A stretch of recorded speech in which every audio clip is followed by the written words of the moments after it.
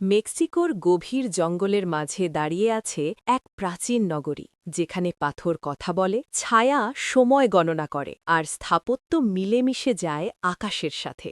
এটি চিচেন ইৎসা, মায়া সভ্যতার এক অনন্য বিস্ময় যা আজও আধুনিক বিজ্ঞানকে চ্যালেঞ্জ করে। চিচেন ইৎসা অবস্থিত মেক্সিকোর ইউকাটান উপদ্বীপে। খ্রিস্টীয় নবম থেকে দ্বাদশ শতাব্দীর মধ্যে এটি ছিল মায়া সভ্যতার অন্যতম প্রধান শহর। এই শহর ছিল রাজনীতি, ধর্ম, বিজ্ঞান ও সংস্কৃতির কেন্দ্র।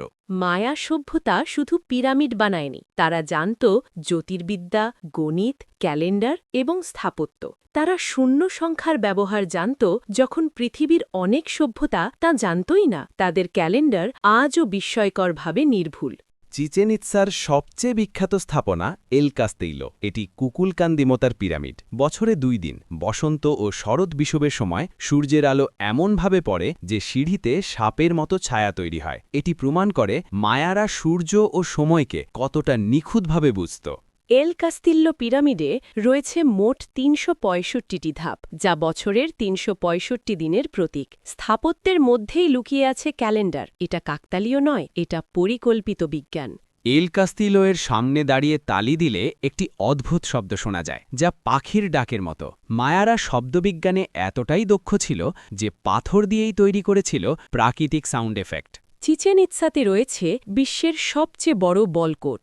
এই খেলাটি শুধু বিনোদন ছিল না, এটি ছিল ধর্মীয় আচার। অনেক ক্ষেত্রে খেলার পর মানুষের বলিদান দেওয়া হতো। মৃত্যুকেই তারা ভাবত দেবতাদের কাছে যাওয়ার পথ। চিচেন ইৎসার আশেপাশে রয়েছে প্রাকৃতিক পানির কুয়ো, সেনোত। মায়ারা এগুলোকে ভাবত পবিত্র দরজা, যেখান দিয়ে দেবতাদের সাথে যোগাযোগ করা যায়। এখানে পাওয়া গেছে মানব কঙ্কাল ও মূল্যবান বস্তু। একসময় এত সমৃদ্ধ শহর হঠাৎ করেই পরিত্যক্ত হয়ে যায় কেন? খরা, যুদ্ধ, অভ্যন্তরীণ সংকট সবই সম্ভাবনা, কিন্তু নিশ্চিত উত্তর আজও নেই।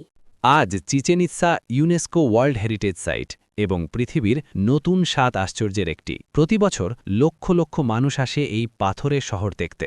চিচেন ইৎসা আমাদের শেখায় প্রাচীন মানেই আদিম নয়। মায়া সভ্যতা প্রমাণ করে জ্ঞান, বিজ্ঞান আর বিশ্বাস একসাথে থাকলে মানুষ সময়কেও জয় করতে পারে। চিচেন ইৎসা একটি শহর নয়, একটি বুদ্ধিমান সভ্যতার শ্রামক। Chichen Itza, where science, faith and time meet.